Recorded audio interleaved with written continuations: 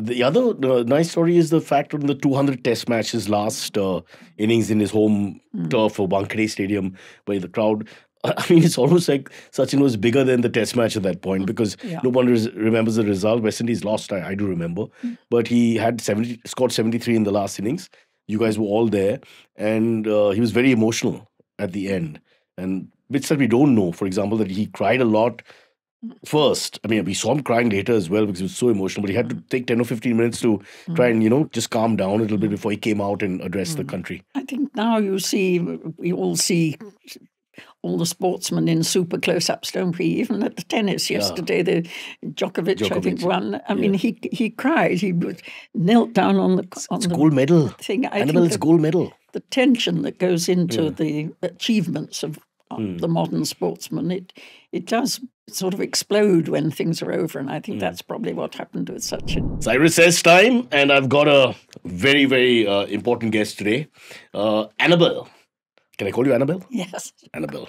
I don't like calling people. I know when it's mentioned in the book that they started calling you auntie, that funny feeling growing up in England, and I don't think they do auntie there. Maybe ma'am with age. I don't know. Sometimes people call me ma'am. Yeah, but now with this woke gender, you can't even say ma'am also. You've got to say person. Person. Yeah. Okay. Can't keep up. Odd.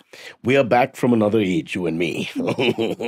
So Annabel's book is called My Passage to India, because E.M. Foster's book is similar, but I think it's A Passage. Yeah, that poor fellow couldn't speak English and put A there instead of my. But this is her book.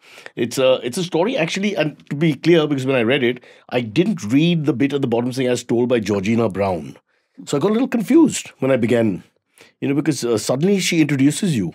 And she's been talking about herself for the first few pages. So, idiot that I am, wasted about 20 minutes, and then I figured out. So, this entire, the story of your growing up in England and then coming here, and we'll do as much as we can of all that. And then, of course, her daughter marries, what is that cricketer's name? Remind me. Sachin? Sachin Tendulkar, and etc., etc., etc. But there's much more than just that famous surname in the family. So we have to go to the beginning, which is back in, I've just been corrected. I think towards the end there's a mention of Lancastrian temperament or something like that. So I just presume that there was a Lancashire, but it's not the same thing. No. Yeah. My maiden name was Lancaster. Oh, hence the point. But you grew up in the Midlands? Okay, let's do a little bit about the beginning. I'll tell you, this is the way I'm thinking. You can please change it on its head and we can discuss horses.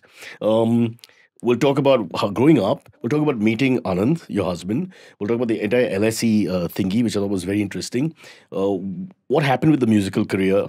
That's all in the same area.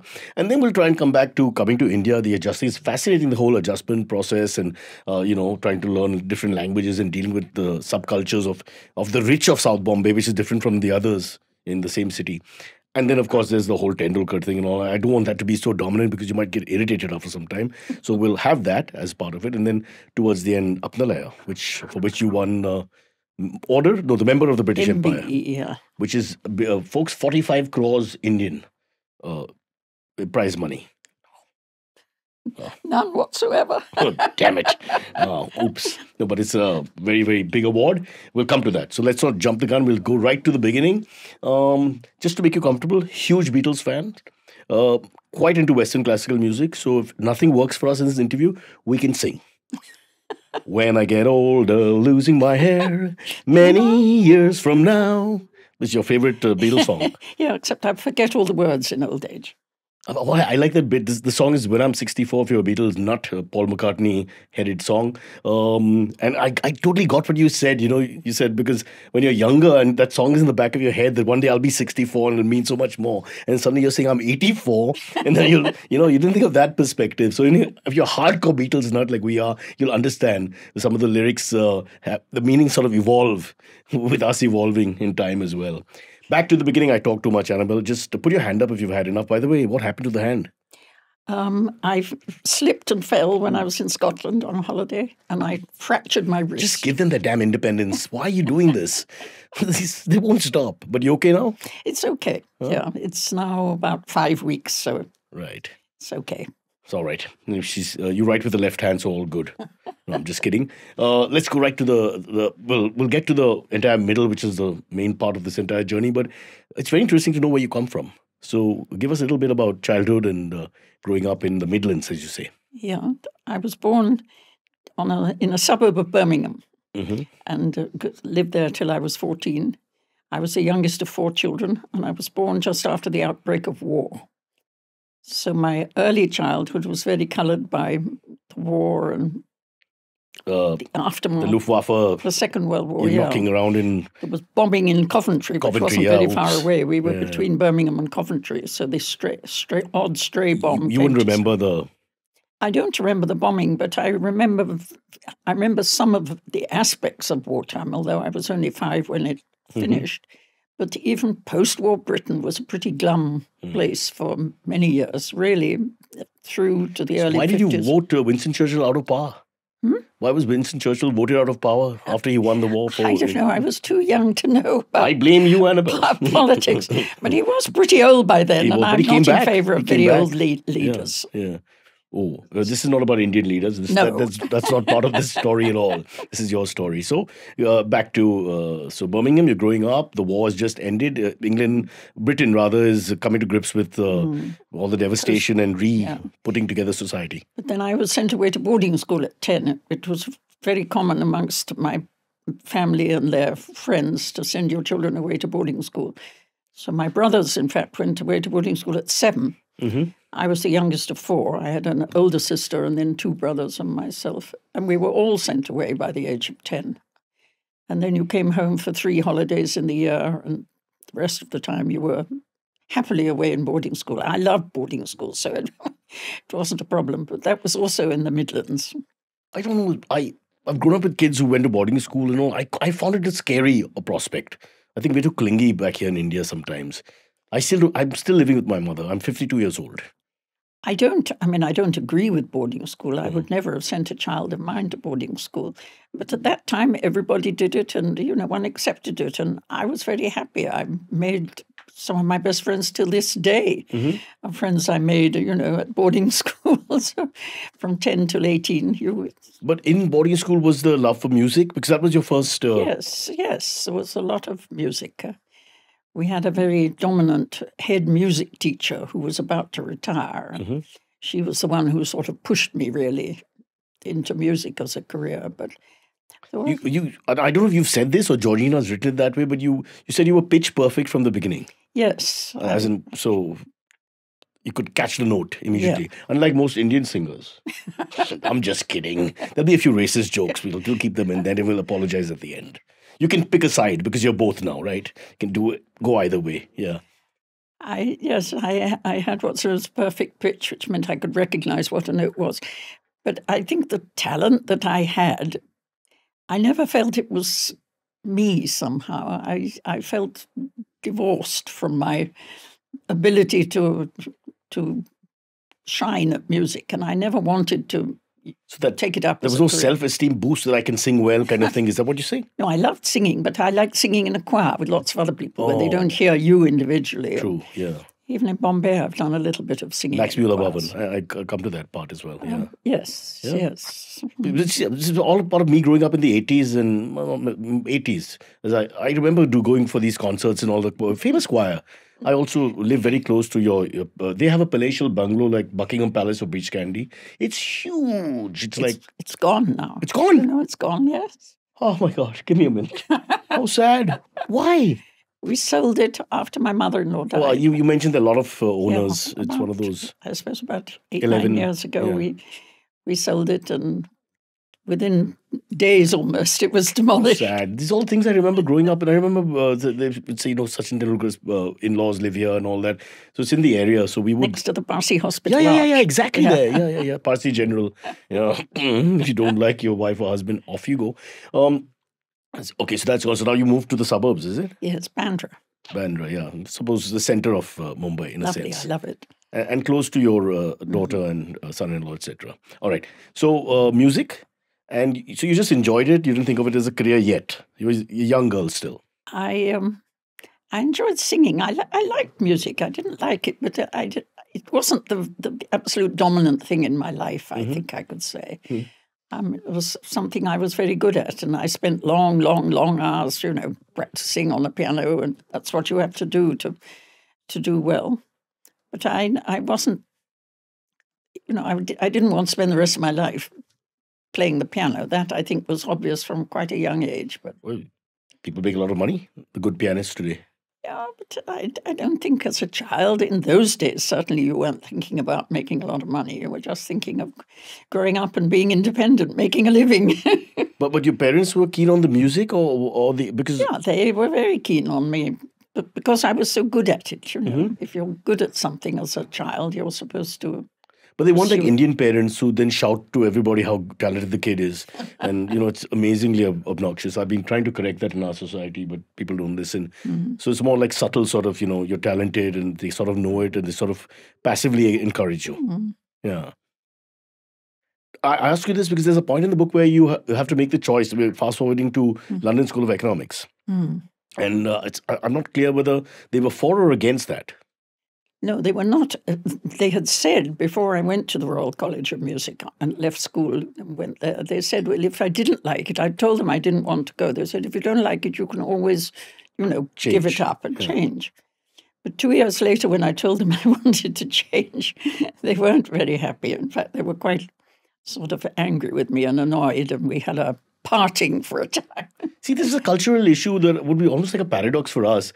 I would think middle-class Indians, the parents would be very keen on London School of Economics, from where that came later. I mean, stage by stage, I knew I didn't want to pursue music as a career. I wanted to do something else. And I had been volunteering in a youth club in London and done some things with underprivileged in London at that stage. And I knew by then that I wanted to work with people.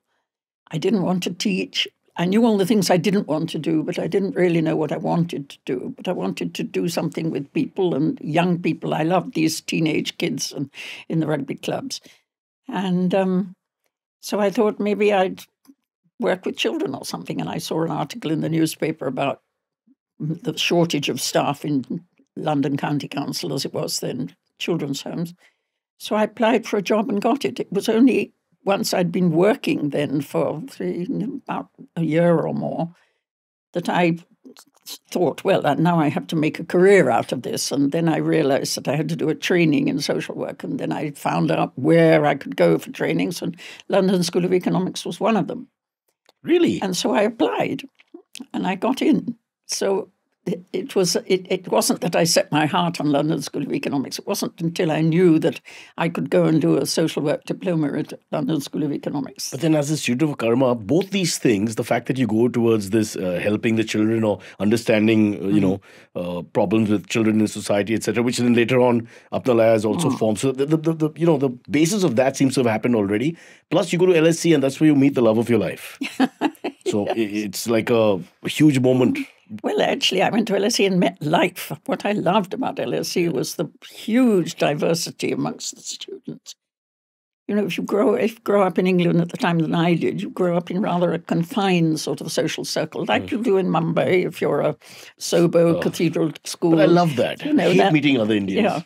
Yeah. Just kidding. But I didn't love the background. Now, when I got to LSE and the whole world opened up to me, I loved it. You mentioned, in fact, the names mentioned, if I remember correctly, is the Pakistani, the West Indians. It was like a little mini United Nations. Absolutely. African Nigerian guy, African American guy. It's a real melting pot. Yeah, and I loved that. It was the first time. My father-in-law's passed away, but he's probably just 1 or 2 years ahead of you in age. Mr. Raj Bonani, would that ring a bell? London School of Economics. Just say yes, no? Then I can show to my wife and she'll be like, wow, please. No? Okay, anyway, he was there, a couple of years your senior. But I'll go back into your story, which is, so you come into London School of Economics, you have all these different people, and then you tell us what the experience was like. What, when I met my husband? Or no, before you meet Anand, I'm saying, you're exposed suddenly to a whole, let's say, different society in a sense, right? All these people from different cultures, etc. And I'm only saying that in the context of you coming finally to India and almost, well, you're Indian now for all practical purposes. So in a sense, that journey starts there. You enter London School of Economics, and there's this, rainbow. At LSE, there were two, in the course that I did, there were two branches. There was the home students course, and there was the international overseas students course, and most things we did together. So even on the home students course, I was sort of public school educated and, considered to be, in those days, people were more class conscious. Well, let's just explain quickly. Public in UK is the posh, if I may. And private is less posh. Well, it's opposite here. So it's a little confusing. So public school meant it was a fee-paying She's school. posh. It's okay. And at LSE, even amongst the home students, there were very few, you use the word posh first, sort of posh background. So I met all different types of British people. Plus, in the overseas group, I met from all different nations. And so that opened up two new worlds, really, for me going to LSE. And since I didn't know a soul when I went there, I had to talk to people and make friends. And it was through some West Indians who I'd befriended that I met my husband. And then his his Mumbai friends, some of whom are from LSE and some of whom living in London doing other things. And I became to feel very at home with the Indians. Can you remember the first meeting with Anand? It's mentioned, but just take us a little bit through that. Like, what was it like? I mean, did you have any idea? I always say it was a foggy night in London town. They used to have a sort of get-together, a hop, they used to call it in those days, every Friday evening in the 3 Tons bar. And I went along with these couple of West Indians I'd got to know. It already sounds like a raucous party. It was very quiet because it was very foggy, so very few people turned up. But Anand was there, and they introduced me to Anand as their close friend.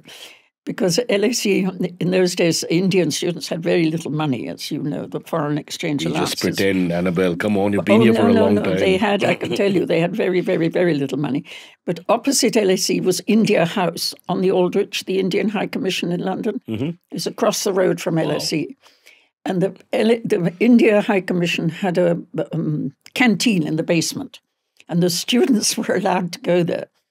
So this 2 West Indians and Anand used to go there for lunch. It was half a crown, 2 shillings and 6pence.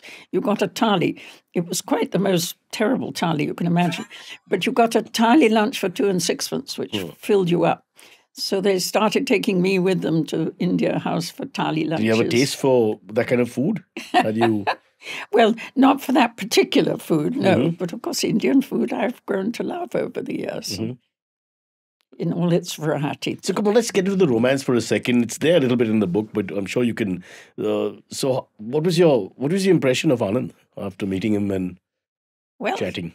I mean, one of the first impressions was, and to me generally, when I sort of discovered the world, was how like his family were to my family, how similar his education had been to mine. I mean, Xavier's High School here and Elphinstone College, they were still taught, apropos the sort of the British Raj days, said they were taught English history and English geography. You mentioned his Milton and Shakespeare was better than yours, or was it the parents, the in-laws later on? It wasn't quite Milton and Shakespeare, but I mean, they were better educated probably than we were. And my sister-in-law, who was at Queen Mary's High School with an English headmistress in her day, she knew more words to the hymns than I did and that sort of thing. There was so much similarity, in other words, between Anand and his family and his lifestyle, his values, and most of all I found, the Indian sense of humor was so very familiar. See what we've hijacked from you? We've stolen cricket, we've stolen English, we've stolen bureaucracies. Oh, I mean, it's probably all the other way around. Is it? Well, now we're returning it. Don't worry, we're punishing you. Go back to Edgbaston or Birmingham right now and see. There are no people like you left. They all look like us. The final revenge. So, how did he woo you? What was the wooing like? I'm just trying to look at an interracial couple in those days. I know it's the 60s. We have the Beatles in the background and the flower power coming up and all that. But I think, life was very different then. People don't realize now. We had no money for a start. Nobody had any money. So life was very simple. I mean, our form of entertainment was going to a classic cinema where it was 1 and 3pence in the cheaper seats and 2 and 6pence in the more expensive seats. We went in the 1 and 3 seats. So, we'd go Dutch. Anand? We forked out a little more. I will say no, he could ever. And you went Dutch? No one could accuse me of falling for his money. Yeah. Because he didn't have any. You weren't allowed money and you weren't allowed the foreign exchange. So it was very simple. He is and was a champion bridge player, as I think you probably mentioned. And so even in those days at LSE, he used to study only in the morning, and then at lunchtime he'd go into the bridge room, spend the whole afternoon in the bridge room playing bridge, and he ended up playing bridge for LSE and for London University. So right from the start, a lot of his time was spent playing bridge, not spending time with me. So. Now, a man who prefers cards to a beautiful woman. No, I had my interests and things I pursued. Mm-hmm. So, just for the record, he was in the cricket's second 11, the LSE second 11. LSE. I again bring this up because then when you see, later on, your daughter marries Sachin Tendulkar, I'm just thinking. No, he was always very keen on cricket. He was at Elphinstone College. He played cricket in Elphinstone in the days when there were a lot of very good cricketers playing university Very sporting cricket. college in the old days, Elphinstone, boxing, cricket, and etc. a lot of the big names who went on to play for India, were from Bombay in those days. I think you mentioned that one test match in the 70s where he knew a lot of the cricketers because he sort of grew up with them in the South Bombay colleges. Yeah. So cricket was nothing new to Anand. All his life he'd loved cricket and he'd loved bridge. Those are his two sort of non-academic interests. So suddenly you realized you were sort of seeing each other? Well, we were seeing each other for 2 or 3 years before he came back to India. So, and even I think you mentioned there's no real formal proposal. You just sort of suddenly you're about to get married. Yeah, well, I said I couldn't. First of all, he'd been away for 5 years, so he wanted to come back and see how he settled back in India. Mm-hmm. In those days, not so many people stayed on when they went abroad to study. So most of the students, his friends who went to England, either they stayed on in the academic world, or 1 or 2 of them would go to America or Canada or somewhere, but most of them came back to India. And so he knew that as an only son, he would have to come back to India. And he wanted to come back to India, I think, really, as an only son. So he comes back without you? So he comes back without me to see how he settles. Right. And to see whether he thinks, it would work if he asked me to join him, which he did ask me to join him after several months. So I'd said I couldn't possibly agree to marry him without seeing India if I was going to live the rest of my life in India. That's a fair point. How much love can carry you? And meet his mother, because I'd met other family members, but I hadn't met his mother, and I knew how important. The mother-son dynamic in India is just unbelievable. Yeah. I still stay with mine. Yeah.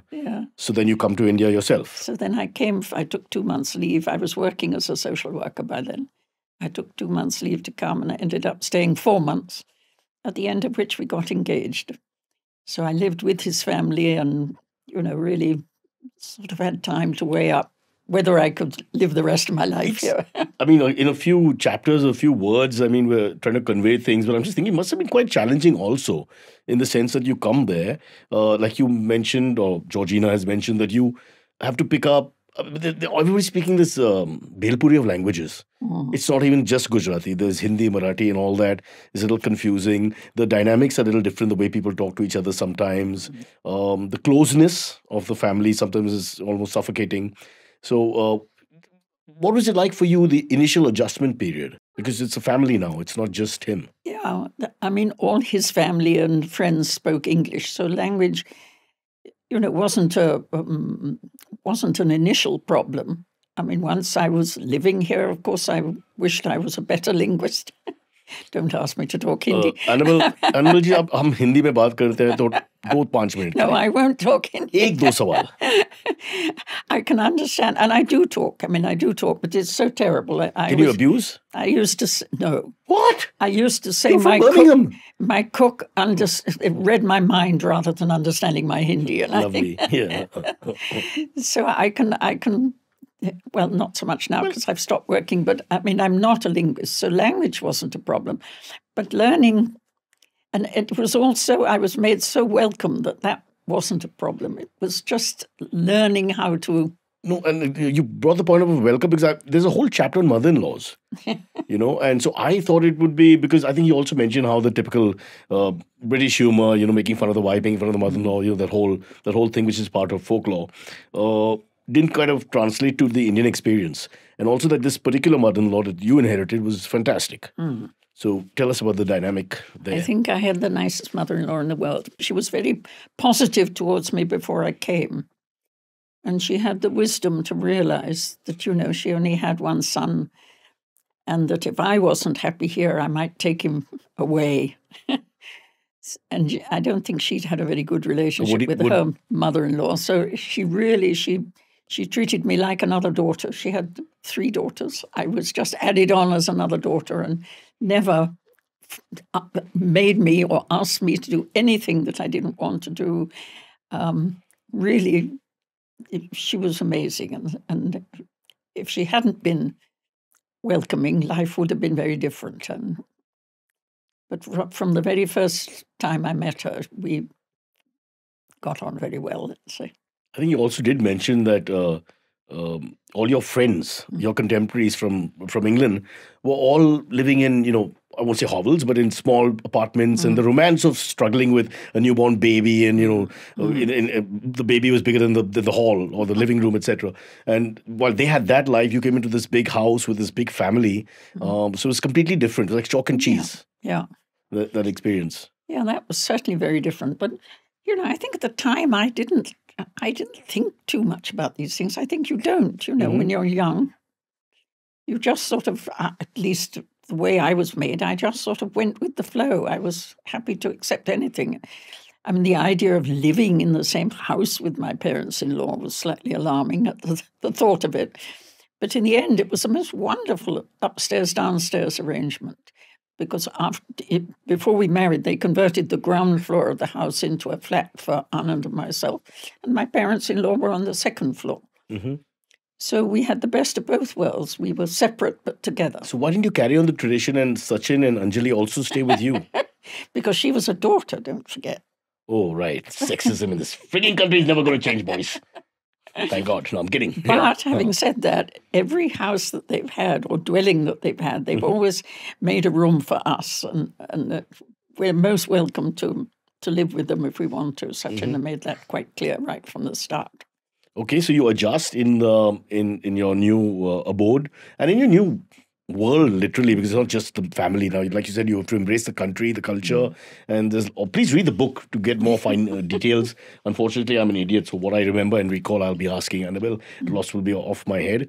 There's another chapter on, it's slightly controversial, caste, creed, race, that kind of thing, where you talk about all these things that you weren't exposed to completely growing up in England. It's almost layers of, if you like, prejudices that we have in our society. Those, to this day, I don't understand, and I don't profess to understand or attempt to understand all the complexities of India and Indian life. In fact, only the other day, a friend of ours who'd read the book said if I really wanted to understand caste, I should read, and he gave me the name of a book, which of course I've forgotten. He said it's only about 700 pages long. Wow. He said it's a wonderful dissertation on caste, so I will never learn. I've tried to understand whatever came within my sort of ken, but I would never profess to be an expert on anything. And Anand had said to me fairly early on, you'll never understand. I don't think you can understand. But there are lots of a race or a culture that's so different. You can nibble at the edges, but who can understand after some time? It's really complicated. I mean, if you get into that world where you're trying to mathematically understand people and where they come from in a way which is almost sometimes inhuman. But I think that's where tolerance comes in, and that was one of the things I loved about India. You tolerate things that other people do or say or wear. Mostly out of fear, yeah. Yes. Well, nowadays it's out of fear. It used not to be. But because it's different. I love differences. It'd be very dull if we were all wearing yellow T-shirts, wouldn't it? Well, if I had my own country. But yeah, I get what you're saying because there's more homogeneity in a place like, say, not that England is not varied, it's varied. The class structure is very varied. I'm sure you'll know better than all of us. But ours is ridiculous. The fractures across the society. Yeah, there again, to go back to the England I left, there was very little colour or international. I mean, you go to London today and on Oxford Street, you have difficulty finding anybody speaking English. Yeah, my God. But in our day, you had, of course, the Windrush generation, which was the ones I'd worked with. And in the youth club I worked at, there were a lot of West Indian origin children and adults working in factories and things. But, I mean, now in England of today, especially London, is so interracial that it equates to a tiny extent to the diversity that is India. But I mean, the diversity that is in India, I would say it's more like the whole of Europe than the one. We can sell diversity. We have enough. Like we have so much. We can do franchises for everyone. But did you ever have to babysit the young Rishi Sunak? I'm just thinking, kids from all backgrounds. It's possible. No? All right, we have to take a quick break. We'll come back, talk more with Annabel. The second half, we'll try and talk a little bit about this famous cricketer and her family and how she dealt with all that and her own family and becoming a mother, etc., etc. And then, of course, Apnalaya, which is, how do you explain that in a sentence? Well, it's been a major part of my life in India. Yeah, a major part. Spreading love and... No, just... working. I mean, like you work as a television. I worked in social work. I sounded like a Miss India giving a speech there for a minute. I take that back. I get what you're saying. We'll take a break. We'll come back. Hey, it's been another great week on the IVM Podcasts Network. On Cyrus Says, Cyrus is joined by the multi-talented Manav Kaul, who is an actor, playwright and author. Manav tells us how he went from a swimming medalist to selling floppy disks in Bhopal to eventually landing up in showbiz in Mumbai. He also talks about his new Netflix original series, Tribhuvan Mishra CA Topper. On a century of stories, Kunal looks back at the angry young man of Indian cinema, Amitabh Bachchan. Tune in to know how Bachchan redefined the image of the Hindi film hero during the 1970s and 1980s with his intense eyes and powerful voice capturing the rebellious spirit of the youth. Folks, if you like our shows, spread the word, tell your friends and don't forget to rate and review them wherever you're listening to them. Follow us on social media. We are IVM Podcasts on Twitter, Facebook, Instagram and LinkedIn. You'll also find all our shows on YouTube by their show names, so do look out for them and have fun watching. And finally, we would like to thank our sponsors this week, IDFC First Bank and Grab. Okay, I'm here with Annabel. This is part 2. The book is called My Passage to India. It's a very interesting story. Let's just talk about Georgina for a minute because right in the beginning, Georgina mentions how you all met. Going back, in case you've just tuned in, this is Annabel's entry into India. And being from Europe or from Britain or whatever, you suddenly find someone with a similar background and you bumped into her.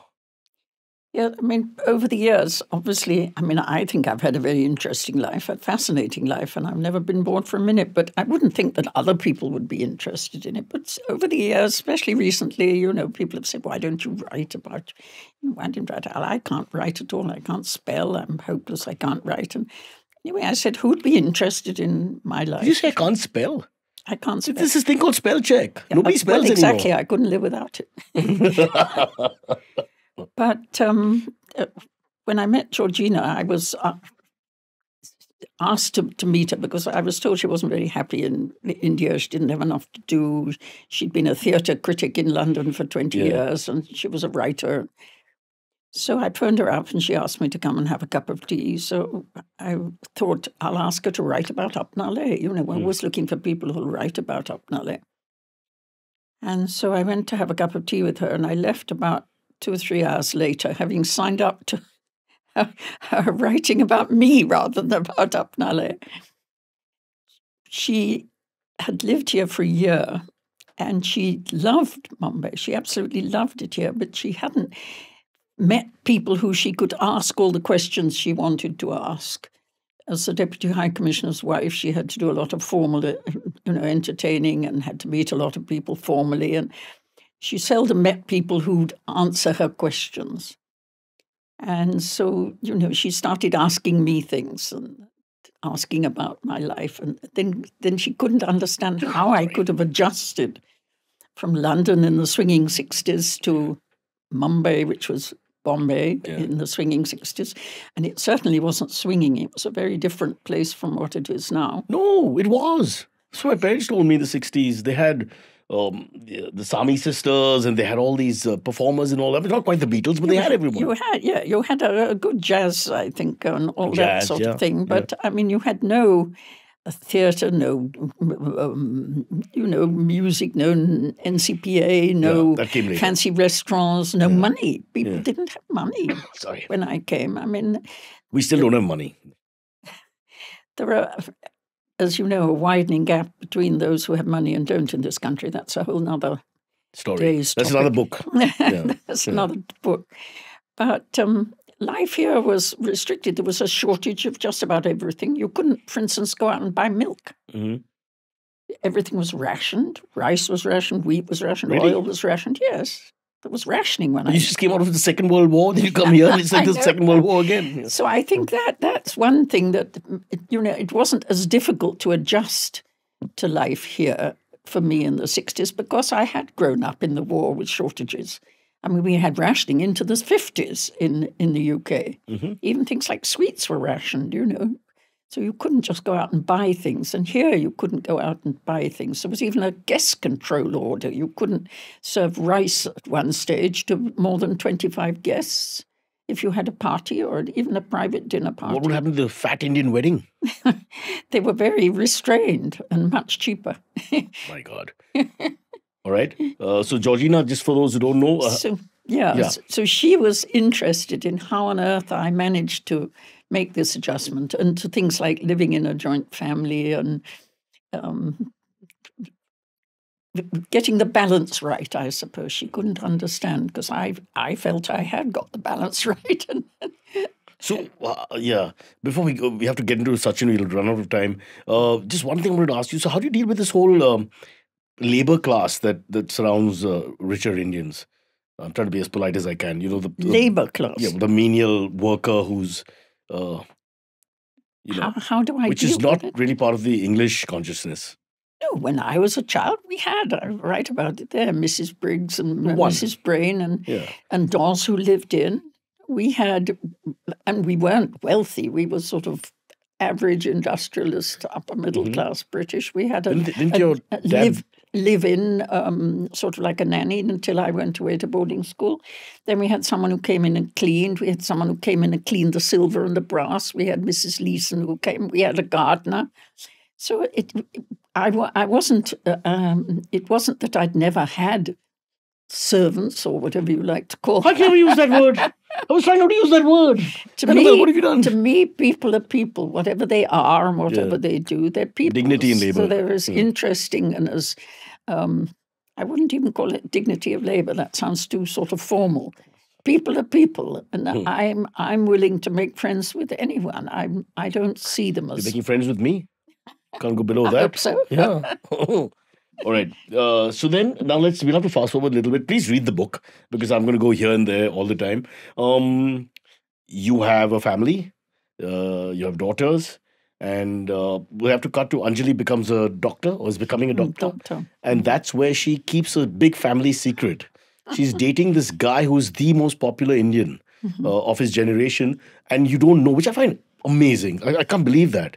Because if he went anywhere, especially in his pomp, even now if he goes anywhere, everybody would, it'd be all across the social media, everybody would, I mean, you can't keep that a secret. He just can't go anywhere. There were no mobile phones in those days. Mm-hmm. It was very different. I mean, everybody knows now because they're taking... Somebody takes a picture and sends it, photos, and everybody knows and can communicate.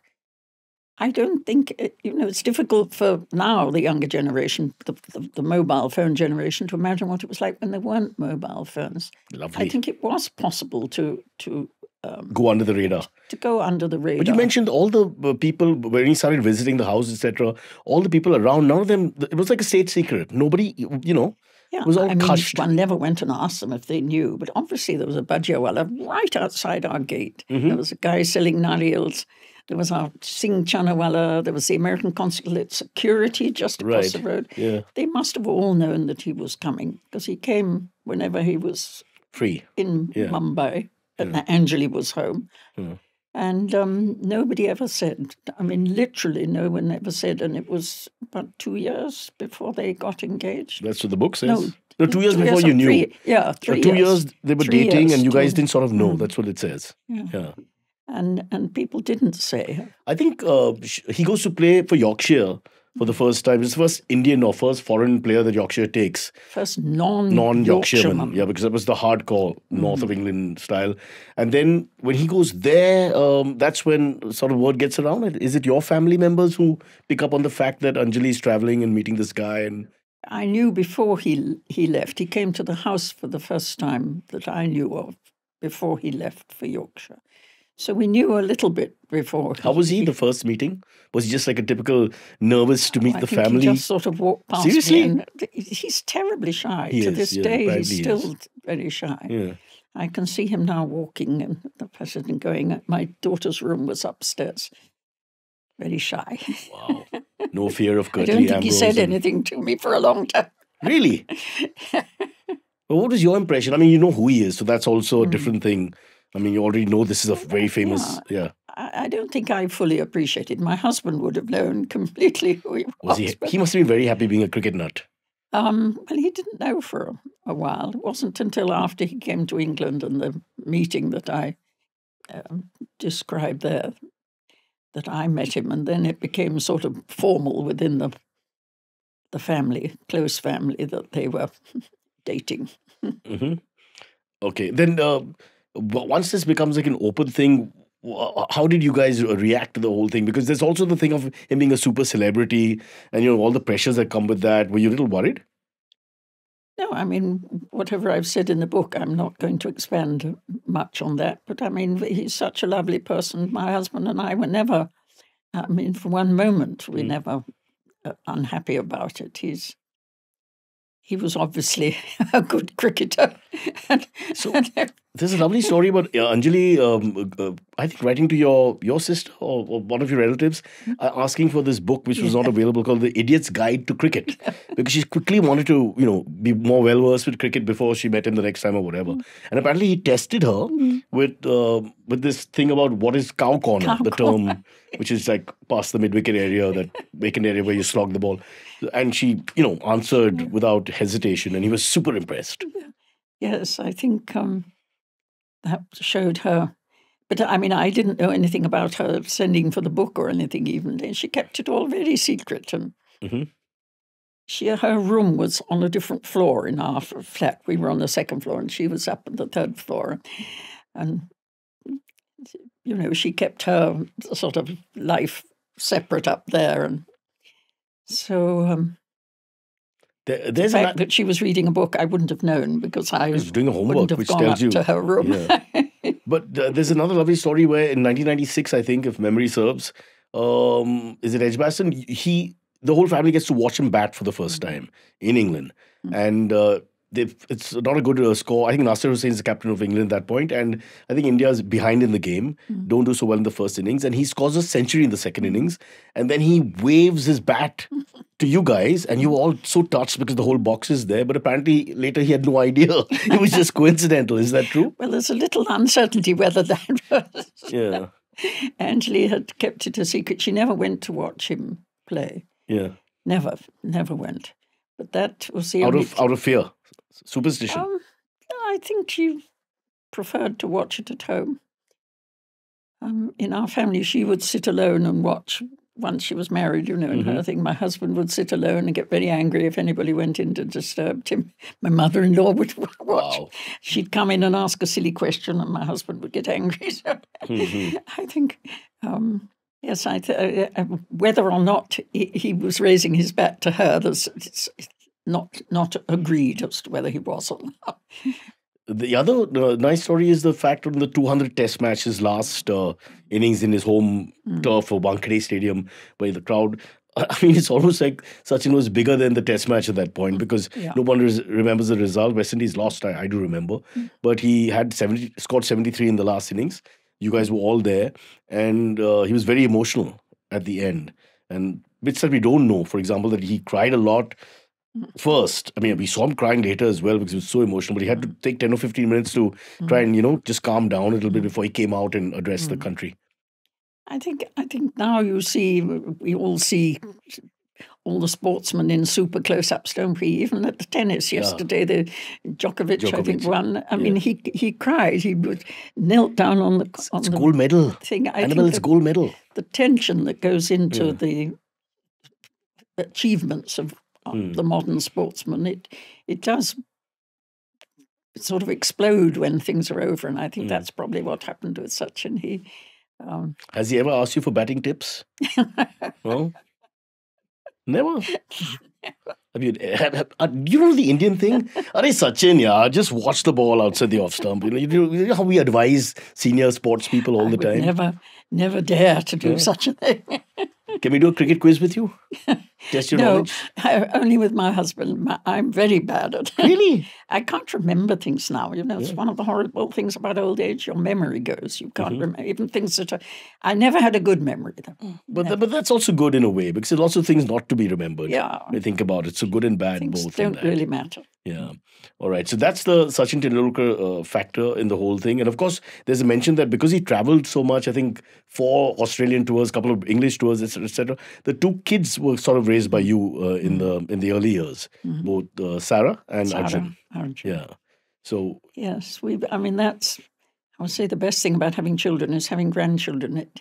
We've always been very close to our grandchildren, because Sachin was away so much that, if it was a school annual day or if it was a birthday or something, often we went with the children instead of Sachin because he wasn't there.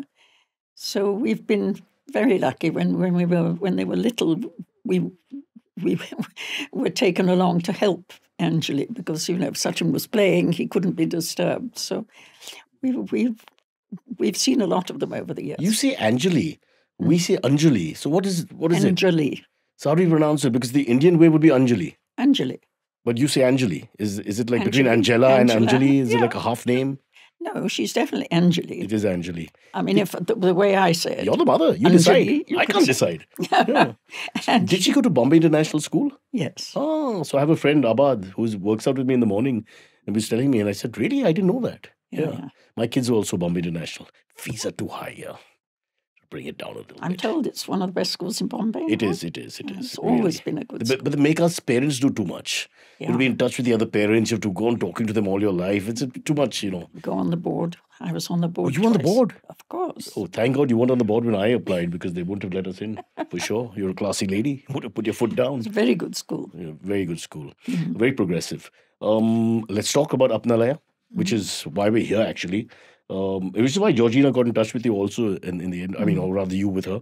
So going back now, you had that, I don't want to, praise you too much, the humanitarian side, etc. But right from your youth, you were very clear that you wanted to do things like helping people or. I think it was the way one was sort of brought up. That you gave some of your time or your money or whatever to serving other people. I think it's a basic Christian value, and we were all brought up in a Christian tradition, although I'm an atheist. Yeah, you mentioned that many times. I didn't bring it up. Yeah. I'm influenced by Christian teaching, and I think it's not what you're taught, it's what you observe. And both my parents were involved in...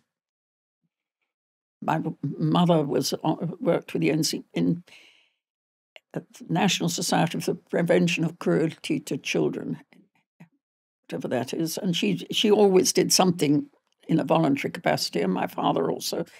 So, I mean, doing things with and for other people was just part of the way we were brought up. And when I was, charting out a career, a new career when I gave up music, working with people, I mean, the obvious thing to me was social work, where you're working at actually directly trying to help people under all sorts of different areas in which you can do it. So as a career in social work seemed to me the obvious choice for someone who likes people and interested in working with people. And when I came here, that was the biggest problem really for me. What would I do? I mean, when you don't even have to make your bed when you get out of it in the morning, how do you fill your day? I wish I had married Anand. Oh. So I was looking out for something to do from when I first arrived. And in those days, as a foreigner, I couldn't have taken a paid job. It was very difficult to employ foreigners. And I didn't want a paid job particularly. I just wanted something that filled my days and that was interesting. So it took me quite a while to find something to do. And when I met Shanta Gupta, who was the president of Apnalaya at that stage in the very early days, she and I got along very well, and I went and saw the work. And there was just one centre at Narrowman Point in the early days, and that was looking after the children of a lot of them construction workers, the Jopatpatis at Narrowman Point when it was being reclaimed. And she asked me if I would look after the finances, become the treasurer, and maths was my best subject at school. So I had no qualms about adding up and taking away. So from a very early stage, I was the treasurer, and three of us worked together, my friend Pushpa Shah and Shanta and I, in sort of building up this organization, not deliberately trying to build something, but it just happened the way things do. One thing led to another, and meeting somebody leads to something else. And until, within a few years, we were running 5 or 6 different community centres in different slums, and really working not just with children, but on helping families, and then working with whole communities. And over the years, we've done a lot, I think. We've worked in... hence the MBE in 2017, is it? I think so. Yeah. What's that like? A lot of... you meet the Queen at that time, yeah? Prince William. Prince William, okay. So he hands it... You go to Buckingham Palace. Okay. And, there's a big ceremony where lots of people are getting their things. Oh, you have to stand in like a line, is it? Well, you're in a sort of grand antechamber, and you go in one by one when you're told to go. Do they serve you any stuff? No, they don't. It was freezing cold. It was December, absolutely freezing cold. And a cup of hot tea would have been very welcome, but they gave us a glass of cold water. You British people, I tell you. No, back in India, you would have got bhajia, samosa. What the hell? You should have stolen this silverware. Just picked up a few things. Christmas decorations had walked up these grand staircase and the Christmas trees all over. The Christmas decorations were little gold crowns hanging from the Christmas tree. Silly things like that, I remember, So what, they pin a thing on your jacket? Yeah, they put a thing on you. And then, of course, I'd met Prince William when he came to Bombay with Kate. And so I reminded him he'd met me, and we talked about the meeting we had in Bombay. Along with some of the Apnalaya people, we travelled on the top of an open-top bus just from the Maidan back to their hotel. But he remembered it. Do you have to call him Prince? I mean, do you have to say highness or that? No, you don't say hi. You're supposed to curtsy. Oh, my God. Yeah. It's just a little bend of the knee. It's like how we do the feet touching. You just have to do a little movement of the shoulder and, so excuse as far as don't have to do more than that. So that's where we are. And we're reaching the end of the thing, but there's a couple of questions that come from we have a few loyal listeners, the same 8 people, but they're very nice. So here's one. Aaron says, did you ever have the chance to bowl or play with Sachin while the grandkids were growing up? Did you ever? Never. I wouldn't have dared. It's not as absurd a question as it seems. Yeah, I wouldn't have dared. But you never know. I mean, you spend so much time with I was co-founder of the Anti-Games League at school. I hated sports. Oh, what an irony is that? Ouch. I could never. You had an anti-games league? Yeah. You were a union leader as a young child? 2 of us. Just 2? Our objective was to try and get out of compulsory games. So I can't. So you never played anything? We played. We had to play hockey, lacrosse, we lost netball, tennis, hockey, swimming. Don't want to mention it, but Great Britain lost to India in the quarterfinals. I know. Very close. Since the minute I got involved with India, who do you support when that happens? Of course I support India. Really? Yes, yes. Would it be a bit of a mixed Can't bag? live in a country 58 years and not support them in sport. When England plays India, I support England for the first 15 minutes. I mean, it's okay. It happens once in a while. Yeah. Wow. That would be another. You should write a book on that. It's really, because you suddenly become like a person of the world. What do you identify as? International. That's what I think. I still have a British passport. I never changed my passport. I would have done if I had to. Yeah. But somehow, your nationality is something you're born with. Yeah. You can't just change it just like that, can you? It's like you're erasing something. You don't want to erase that. You want to be more, not less. Yes. And as I do this, I break the mic. Then there's a question from Roshni. What are your favorite vacation places around the globe? Tell us your top 2 favorite food preferences. This comes out of left field. Very, very difficult. But you like Indian food. It's mentioned there. I love Indian food, yeah. Goa prawn curry rice takes a lot of beating. Yummy. Wish we could eat that right now. Yeah. Guys, any chance? Sorry.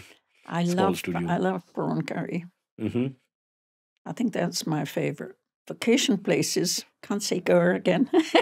We have a house in Goa, so we have a sort of second Really home. struggling, aren't you, Annabel? All this real estate. I was never that keen. My sister travelled all her life, but I was never that keen a traveller. But I've enjoyed the travels I've gone. I would like to have gone to China and compared it to India. So my one regret is I haven't been to China. Still time. I wanted to go in the early days of going to China. Now it's different. You think it's worse or better? No, I think tourism probably would be different. I mean, yeah.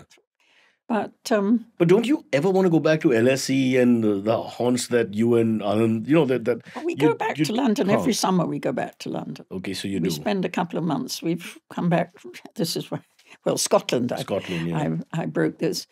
But yes, so I mean, I've kept very close contact with my English family and friends, very close. Mm-hmm. Even though at one stage I... Do they ever call you up and say, can Sachin come for the celebration of the building cricket match? Yes, I mean, if you have Sachin in your family, you get asked things like that quite a lot. I'm asking you, so I want him to come for the BIS Sports Day. Only 3 hours. And just a small speech. I never ask him. Very, very, very rarely do I pass on a request if I get one. Or I pass it on to his office people. Mm-hmm. Once in a blue moon. You use the bureaucracy to get in touch with your son-in-law? Okay, I have a question. Reading the book, you talk about your love for West Indian culture, the laid back, yet jolly, and this is a positive vibe that, especially the West Indians of the 60s growing up, etc. And then you said that your favorite cricketer. So it's like, I know this is a really controversial point. So there's like, I love Sachin, but I really like Brian Lara. So I'm a little confused here. And then you said you were so happy when you met Brian Lara. Yeah. So what's that? Now, who's your favorite? Sachin, please watch. How could I not say Sachin? Yeah. He's my son-in-law. He's a different category. I mean, anyway, I'd love him. Lara thinks he's the best. Yeah. when Lara was asked, yeah. Yeah, but I always had a soft spot for Brian Lara. Yeah. He's sweet. He's lovely sense of humour. Mm-hmm. And if you had to choose to be one of any of the batsmen that you've seen, I know that you're not cricket crazy, who would you choose? Batsman? Like, who would you like to have been? Why would I want to be a batsman? Because I'm asking a stupid question. Anyway, nowadays I wouldn't be a batsman. I'd be a batter. Oh, right. I hate that. You hate the term. You're one of the woke people. Batter. Sounds terrible. It's terrible. Yeah. Why did they come up? It sounds like the thing in the kitchen. Exactly. What's this batter nonsense? Or bats person? Can we stop that? Annabel, put your foot down. Enough of this is going on. I can't, how can we even focus after some time? Yeah. You get scared like walking on eggshells. You can't say anything to anyone because you're worried, they'll take offense or you've said something wrong. It's just ridiculous. Yeah. Batsman, and that's it. Batsman, and that's it. We're not changing. Exactly. All right, we'll end with Eleanor Rigby, one of your favorite songs, as a Beatles lover. Did you ever meet John Lennon? You mentioned him a couple of times. In 68, they were here, the Maharishi. No. In those days, one didn't go to concerts like people go now. But you didn't just bump into them when you were visiting Liverpool? Or... I always loved pop music. You weren't supposed to if you were a classical musician, but I did. I loved popular music. So if you had to have dinner with Beethoven, Bach, Lennon, McCartney, or Brian Lara, who would you choose and why? I think it would be Brian Lara. That's a good answer because everybody else is in the same tribe. So that's smart thinking. All right, we've got to end it here. Annabel, you've been so nice and charming. Thank you for coming here, making the effort to talk to an idiot like me. But it's a beautiful book about, it's a very personal story told by Georgina about the life and times of Annabel, who came from somewhere in the middle of England to somewhere in the middle of South Bombay, and then, had this fantastic life. Still has a fantastic life, and there's a couple of slightly tragic moments I don't want to get into too much, but definitely would mention that you fought with cancer and won that battle, and may you win many more battles. It's great. So it's a very positive book. Please go and buy it. It's not very expensive. It's called My Passage to India. We leave you with Annabel playing the straight drive, Sachin's favorite stroke. Annabel, Thank you, Cyrus. the straight drive. A straight drive? Left hand? He bats right-handed. This is Lara. Oh my God, are you telling me something? Oh. I'm right-handed. You are right-handed. Okay, fair. Okay, your hand's hurting, so I won't force you to shake it, but thank you so much. Thank you. Namaste, Thank as we say. The thing is, I cut my hair also. Yeah. That disturbed my father for many years. Can I ask personally why you cut your hair, but? Because I'll tell you, when I cut, I'm a Bedi direct descendant of Guru Nanak. There are a lot of people who find it that he cut his hair और वापस रख लेने चाहिए बाल के. शायद मैं रख भी लूँगा एक दिन. But कारण क्या था? मैं आपको बता रहा हूँ, जब when I started off, when I was trying to find work and all that, I had long hair. मुझे बोला गया था कि आपकी ये look नहीं चलेगी. So purely for work. क्या करता मैं? I wanted to. I was like, if I have to go into it full throttle, I will do what it takes. Now, my father for 20 years was upset till the time Pink released. And that is the day he realized that, he told me, he said, son, he was hurt, not angry. Hurt is a deeper emotion than anger. He said, now you justify this haircut to me. He said, after Pink, he hugged. I remember when I cut it at 19 or 18, Pink happened when I was 32, 33. So till that time, he didn't talk. He was really hurt. And that's the time he hugged me and he said, I think you've chosen your path and you're going to do well, so carry on. But choose your films wisely after this.